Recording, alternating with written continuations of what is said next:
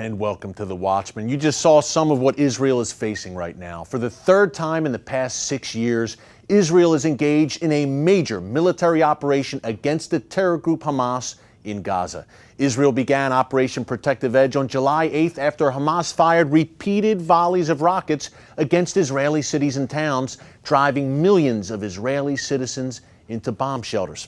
Israel was forced to defend its citizens, and as you're watching this, Israeli ground forces may have already entered Gaza on the ground. Here's where we're at 1 week into the conflict. Hamas and other terror groups, namely Palestinian Islamic Jihad, have fired close to 1,000 rockets and missiles at Israel. Now, these rockets have reached deeper into Israel than ever before. Tel Aviv, Jerusalem, Haifa, and Israel's nuclear reactor at Dermer have all been targeted. The most lethal of these rockets were supplied to Hamas by Syria and Iran. No surprise there. As a result of the nonstop rocket barrage, millions of Israelis have been forced into bomb shelters. The good news is that Israel's Iron Dome missile defense system has knocked close to 200 of these rockets out of the sky so far and has had a success rate of nearly 90%. Miraculously, despite the constant bombardment by Hamas, no Israelis have been killed, although a few have been seriously injured.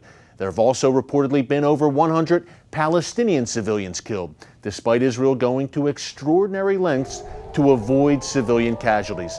The so-called international community is in an uproar over this, while barely mentioning the millions of Israeli civilians who are, again, living in bomb shelters.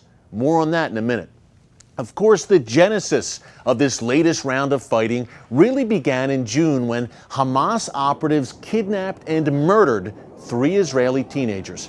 Now, a Palestinian teenager was then kidnapped and murdered in an apparent revenge killing by a group of Jews.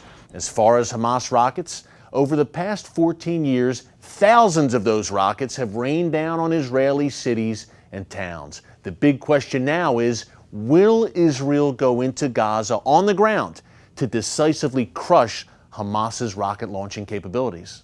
For more on that, we're joined now by CBN's Middle East Bureau Chief Chris Mitchell, reporting from Jerusalem. Chris, great to have you with us. Great to be with you, Eric. It's great to have you. And look, I guess the biggest question a lot of viewers probably have right now is, you're in Israel. What is life like on the ground right now in Israel? Well, life is a lot different than it was just about 10 days ago, Eric. There have been sirens going off here in Jerusalem. For example, the other day, we're in Ashkelon, where a lot of the rockets are going down. We sat down for dinner. You get your menu, they tell you what you want to order, and then they tell you where do you go in case the siren goes, and where's the bomb shelter. When we sat down for dinner, there were 2 sirens that went off. Some people did go to the bomb shelter, but because of the success of Iron Dome, a lot of people go out to see what's going to happen and maybe see the Iron Dome actually strike it down. So, but it's a whole different atmosphere than it has been. I think actually in 2012 there was Operation Pillar of Defense. Now the rockets are going so far into Israel, it's really changed the whole dynamic and the atmosphere here in Israel. Really the northernmost parts of Israel, even beyond Tel Aviv, Chris. It's astounding the range Hamas has now, which is a reason a lot of people are talking about a possible Israeli ground offensive to root out those rocket launching capabilities once and for all. Chris, do you think there is a possibility right now that Israel may go in on the ground? What are you hearing about that? And I guess a ground invasion would mean a lot of casualties and some very difficult fighting. What we're hearing, Eric, is I think they're getting reservists. We were down on the border yesterday, and now it's a closed military zone right next to the border, and that's one sign that they may be going in. Actually, there were commandos in there the other day, and so I think in small units, Israel already has boots on the ground. Whether or not they go in, I think is going to depend on what happens with diplomacy, which is starting to gear up right now. The UN Security Council had a non-binding resolution asking for a ceasefire. The foreign minister from Germany is here today. You got a call, Netanyahu got a call the other day from U.S. Secretary of State John Kerry. So I think that's going to gear up, and we'll see which comes first. Will it be an invasion or a ceasefire in a diplomatic means? But Israel's going to demand that if there's any ceasefire through diplomacy, that Hamas is going to either guarantee that quiet will be on the border for a substantial amount of time. Yeah, it seems like every time Israel's ready to really just close it out against Hamas, the international community comes in and there's a ceasefire. Yep. Chris, tell us how Israel is really going to extraordinary lengths to avoid civilian casualties. Do you have any insight there? There's one of the untold stories, I think, Aaron. Again, I think one of the stories that's not being told necessarily when you hear about the tragic consequences of these airstrikes, which some people do get killed or wounded. What they do is that it's called knock on the door. They have a policy of calling people before they strike a building and letting them know that they're going to strike that building and attack it. Then they take a small rocket in case they didn't get the first message before they actually destroy that building, just to make sure anyone gets out. And then they actually strike the building. And usually these buildings are not random targets. They're Hamas infrastructure, places where command and control centers are, places where rockets are being fired or rockets being stored. And so they do go to extraordinary lengths to minimize civilian casualties. I mean, somebody told me that the ratio of combatants to civilian casualties is probably the lowest in the history of warfare. And that was from Colonel Kemp. He's a British commander who served in Afghanistan and Iraq, who knows what he's talking about. And this is what Israel's doing. And despite what you see on the horrific scenes you see in the Palestinian areas in Gaza, Israel is trying to do everything it can to protect those civilians. Well, Chris, thank you so much for your insights, my friend. I know you got to go. You're on the ground. You're in the field covering this for CBN News. Stay safe, my friend, and we'll be checking you out on Jerusalem Dateline, your fantastic weekly show from Israel as well. God bless, Chris. We'll talk to you soon. Thanks, Eric. God bless. So who exactly is Hamas? Why does Hamas do what it does? The suicide bombings, the rocket barrages, the threats to wipe Israel off the map. To understand Hamas, you need to read the group's official charter, which was written by the group's founder in 1988. Here's a few key points. Hamas identifies itself as the Palestinian branch of, you guessed it, the Muslim Brotherhood. Or as one former Hamas member told me, Hamas is the Muslim Brotherhood in Gaza and the West Bank. The charter makes clear that Hamas is committed to jihad against Israel, to wiping Israel off the map and turning it into an Islamic state under Sharia law. But it's not just Israel that Hamas is after. It's every Jew, from Tel Aviv to Texas to Toronto.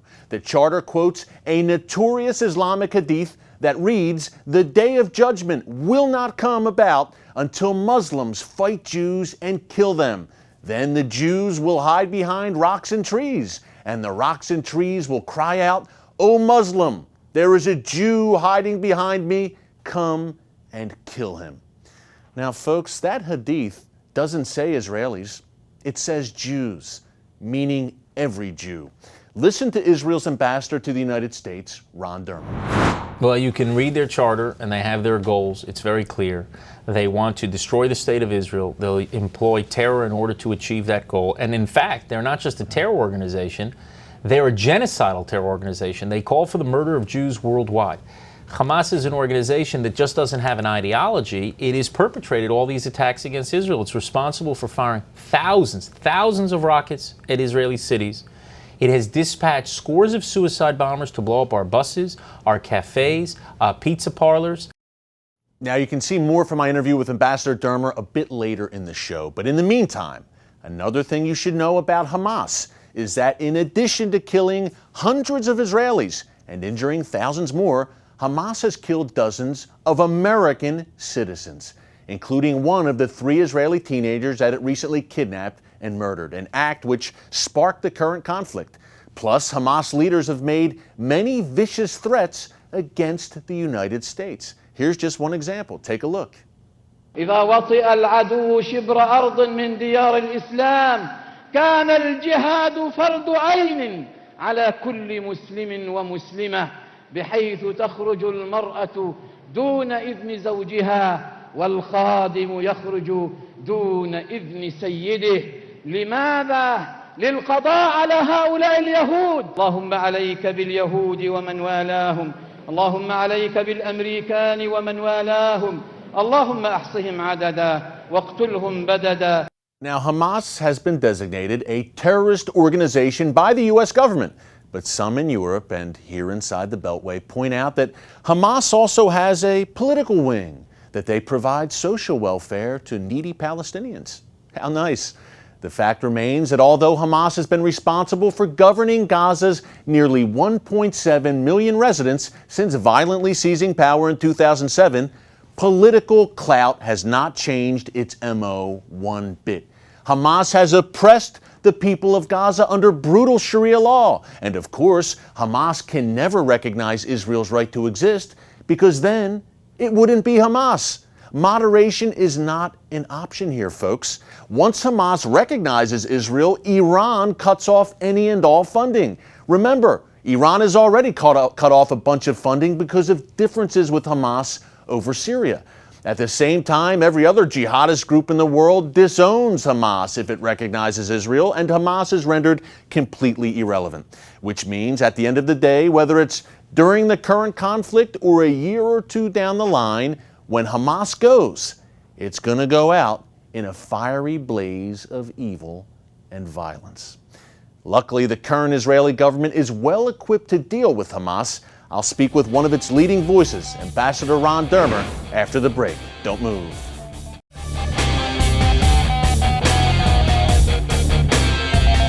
Welcome back. Ron Dermer has only been Israel's ambassador to the United States for less than 1 year, but he's already made a huge impact in making the case for Israel here in Washington, D.C. I sat down with him recently to discuss Israel's latest operation against Hamas in Gaza. Take a look. Eric, the best way that I could describe it to you is we've got about 3/4 of our population that had to go into bomb shelters. So to put that in American terms, and you're talking about over 200 million Americans who would have to go in bomb shelters. Now, what do you think the American people would want their government to do, the American military to do, if they were faced with rocket attacks from a neighboring territory where 200 million people are rushing into a bomb shelter? That's where the people of Israel are. So we're very resilient people, we're very strong, but they want the government to protect them. And that's exactly what Prime Minister Netanyahu is going to do, and that's what he's doing now by ordering these military operations to end the rocket fire at Israel. And the point that you make about moral equivalence, that's a very, very important point, and we have to reject it out of hand. Any attempt to equate a democratic society like Israel that's fighting terror with the terrorists themselves is shameful. And there's a huge moral gulf. And we should always remind ourselves what that moral gulf is. They deliberately, Hamas deliberately targets Israeli civilians. They deliberately target our civilians. For them, a successful operation is to kill as many civilians as possible. It's a genocidal organization. Israel, on the other hand, goes out of its way to prevent Palestinian civilians from being killed. We don't deliberately target. That doesn't mean that sometimes our legitimate actions of self-defense, our military operations, don't unintentionally cause casualties. But for us, when innocent Palestinians are killed, it's not a success, it's a failure. And the more innocents are killed, the greater the failure is of the operations. We go to great lengths to keep Palestinian civilians out of harm's way. We drop flyers.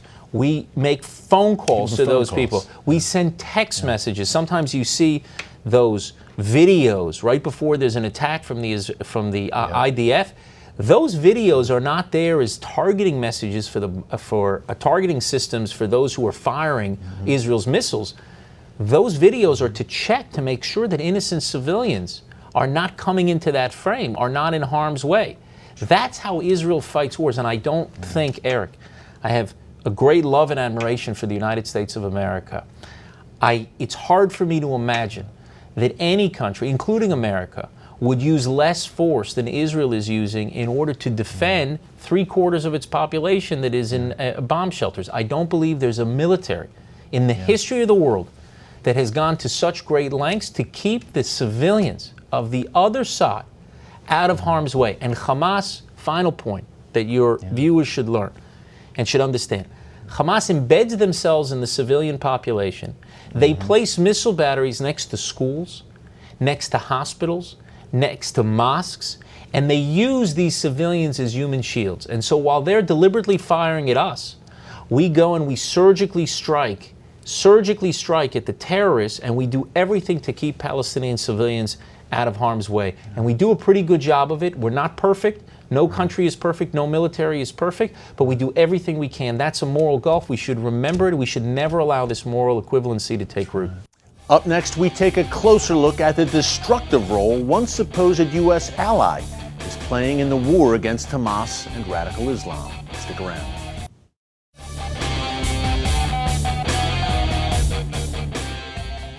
Welcome back. When 3 Israeli teens were kidnapped and murdered by Hamas terrorists recently, some experts trace the origins of the attack to Turkey. Already, a leading Hamas operative is based there, and reportedly he may have ordered the murders.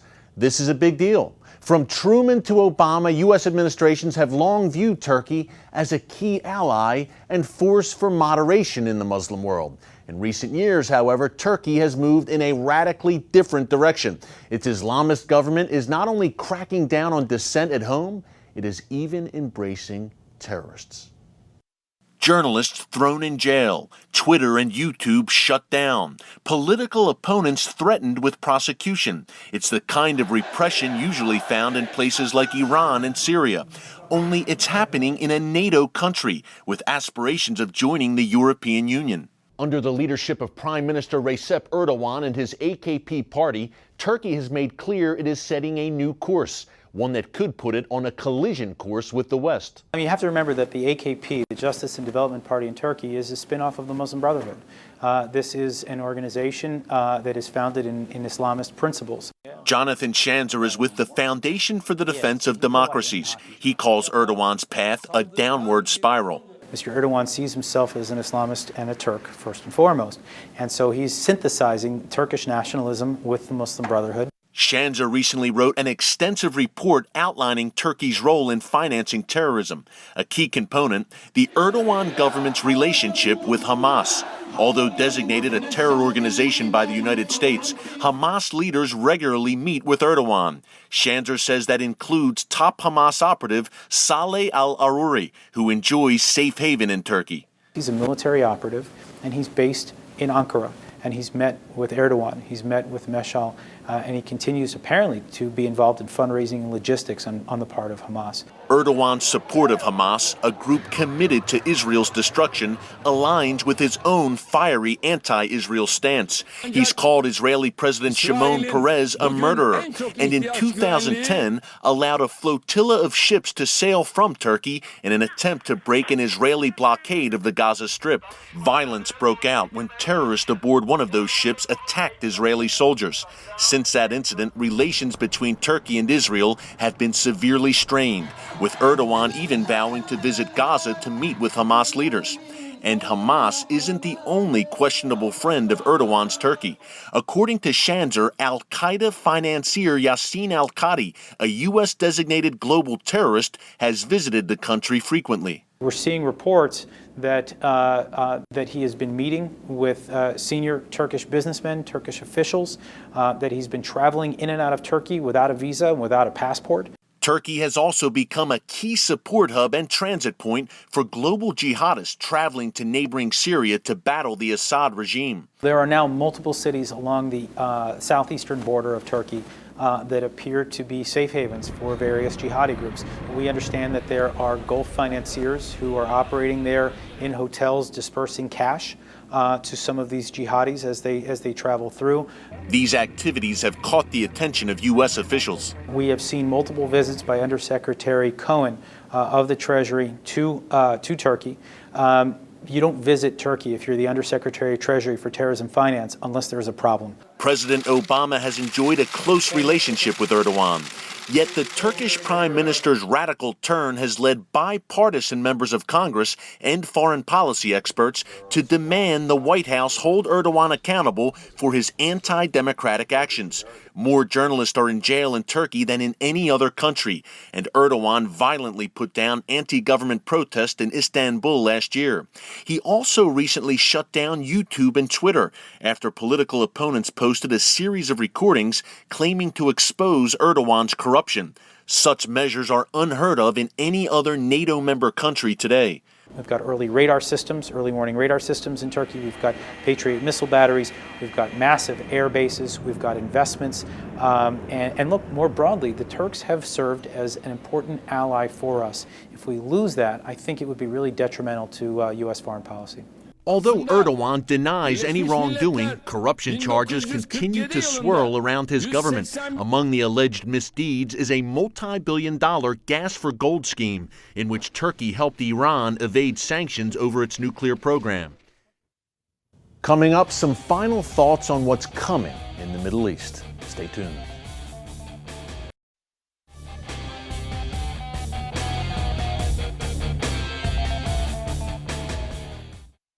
Welcome back. Israeli Prime Minister Benjamin Netanyahu was summing up the chaos that's unfolding in Israel's neighborhood recently when he said Israel finds itself in a region that is being seized by Islamic extremism. It is bringing down countries, many countries. It is knocking on our door in the north and south. We will defend ourselves on every front, defensively and offensively. Nobody should mess with us. He's right. Israel has the full force of the Israeli military on its side, the genius of the Jewish people, a dynamic, vibrant society that is a leader in technological and scientific breakthroughs. But some of us also believe that Israel has another pretty big trump card in its corner. In the book of Isaiah, God says to Israel, "Do not be afraid, for I have bought you and made you free. I have called you by name. You are mine. When you pass through the waters, I will be with you. When you pass through the rivers, they will not flow over you. When you walk through the fire, you will not be burned. The fire will not destroy you. For I am the Lord your God, the Holy One of Israel, who saves you." Are you listening, Hamas, Hezbollah, Iran, ISIS? You better be. But something tells me you're going to learn about God's promises for Israel the hard way. Well, thanks for joining us here on The Watchman. Until next week, God bless you, and remember, never hold your peace.